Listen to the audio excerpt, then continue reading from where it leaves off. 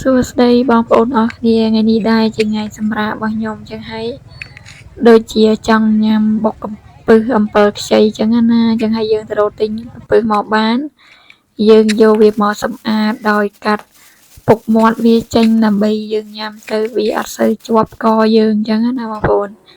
កំពឹសវាកន្លះគីឡូចឹងហើយខ្ញុំប្រើរយៈពេលរៀងយូរគួរសមដែរដើម្បីធ្វើការសម្អាតវា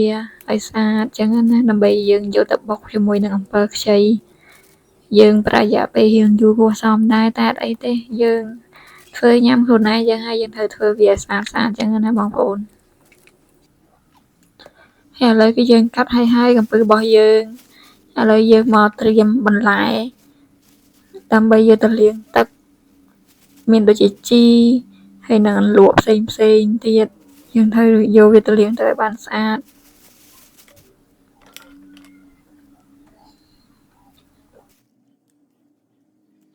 នឹងហើយឥឡូវគឺយើងរៀបចំទៅលាងទឹកហើយចំពោះអន្លក់អ្នកដែលគាត់ចូលចិត្តញ៉ាំផ្សេងពីហ្នឹងគាត់ក៏អាចដាក់បានដែរអញ្ចឹងហើយយើងដាក់តាមអ្វីដែលយើងចូលចិត្តអញ្ចឹងណាបងប្អូនដូចជាម្ទេសខ្ញុំ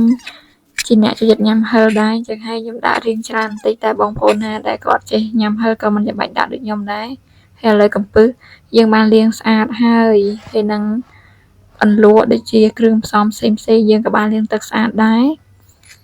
ឥឡូវនេះយើងចាប់ផ្ដើមមកចិញ្ច្រាំប្រហុកឆៅរបស់យើងម្ដងប្រហុកនេះដែរគឺជាប្រហុកធ្វើខ្លួនឯងបងប្អូនចឹងហើយយើងទទួលទានដោយមានការទុកចិត្តព្រោះអីយើងធ្វើខ្លួនឯងយើងដឹងយើងធ្វើស្អាតស្រាប់ពេកចឹងណាឥឡូវយើងមកចិញ្ច្រាំដើម្បីទុកយកទៅបុកជាមួយនឹងកំពឹសរបស់យើងច្រាំឲ្យម៉ត់តិចមកនេះដែរគឺជាប្រភេទប្រហុកសាច់បងប្អូនបើបងប្អូនគាត់អត់សូវចំណូលប្រហុកប៉ុន្មានទេក៏គាត់អាចកាត់បន្ថយមិនចាំបាច់ត្រូវដាក់ច្រើនពេកក៏បានដែរហើយឥឡូវយើងចាប់ផ្ដើមមកបុកហើយដាក់ម្ទេសខ្ទឹមហើយនឹងអំពិលខ្ចីរបស់យើងដើម្បីបុកវាបញ្ចូលគ្នាទៅហើយរៀងម៉ត់បន្តិចទៅ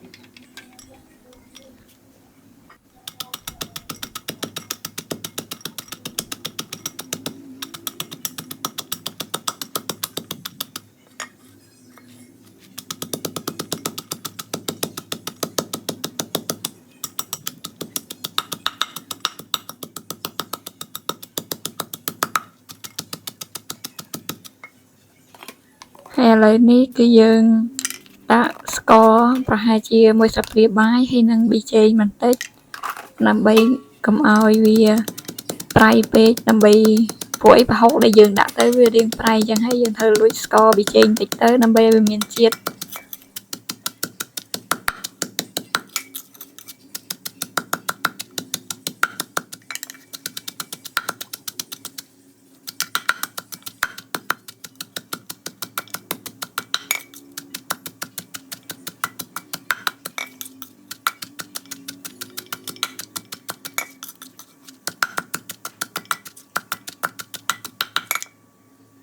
ហើយឥឡូវគឺយើងដាក់ប្រហុកសាច់របស់យើងចូល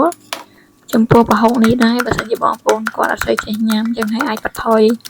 បរិមាណបានយើងដាក់តាមចំណូលចិត្តរបស់យើងចឹងណាបងប្អូន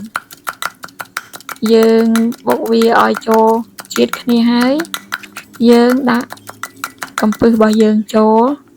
ដែលយើងបានសម្អាតរួចហើយ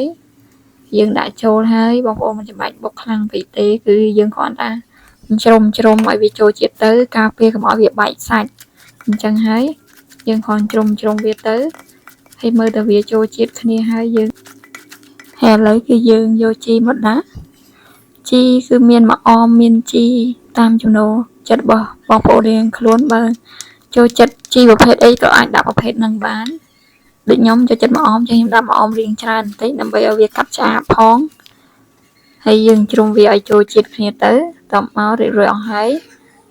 ឥឡូវគឺយើងបានដួសដាក់ចានហើយទំនោរមែនតើបងប្អូនគឺឃើញហើយគឺគួរឲ្យចង់ញ៉ាំមែនតើយើងដាក់ម្ទេសរៀងច្រើនចឹងទៅវាអត់សូវមានក្លិនឆ្អាបទេបងប្អូនហើយនេះគឺរៀបរាល់អស់ហើយឥឡូវយើងចាប់ផ្ដើមញ៉ាំទាំងអស់គ្នាទំនងអត់បងប្អូនស្នាដៃរបស់ខ្ញុំ បងប្អូនអាចធ្វើញ៉ាំបានដោយខ្លួនឯងធ្វើតាមខ្ញុំក៏បានលួចរសជាតិដែលបងប្អូនចូលចិត្តខ្លួនឯងក៏បានអត់ចាំបាច់យករសជាតិតាមខ្ញុំទេ